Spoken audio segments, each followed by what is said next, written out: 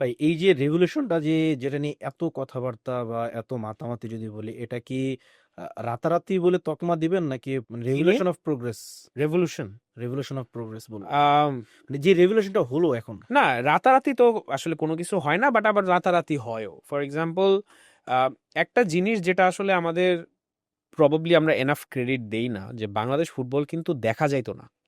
দেখা যেত না বলতে, যে খেলাটা তুমি দেখতে পারতা না ৩-৪ মানে ২ ঘন্টা টানা একটা খেলা দেখার মতো তোমার মানসিকতা থাকতো না। এত বাজে ফুটবল খেলা হইতো। সেই জায়গা থেকে এখন কিন্তু আমরা খেলা দেখা শেষ করে গালি দিতেছি, বা খেলা দেখা শেষ করে ক্রিটিসাইজ করতেছি।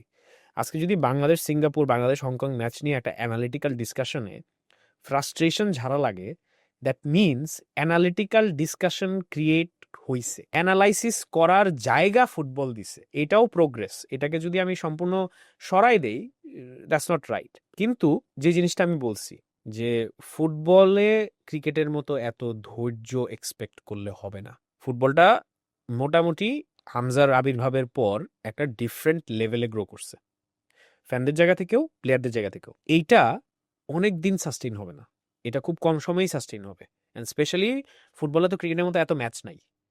বাংলাদেশ কয়টা খেলা খেলে? এই যে খেললো কত, এই নভেম্বরে খেললো, আবার ম্যাচ মার্চে, ডিসেম্বর, জানুয়ারি, ফেব্রুয়ারি, ৪ মাস পরে ম্যাচ।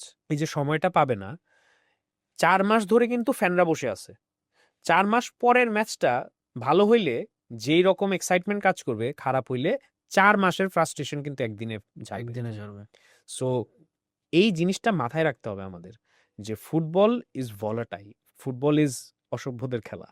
সো এখানে এই অসভ্যদের হ্যান্ডেল করাটা ডিফিকাল্ট, এবং এইটা মেজার না করতে পারলে প্রোগ্রেসটা যত ফাস্ট হয়েছে, প্রোগ্রেসটা তত তাড়াতাড়ি পড়ে যাবে।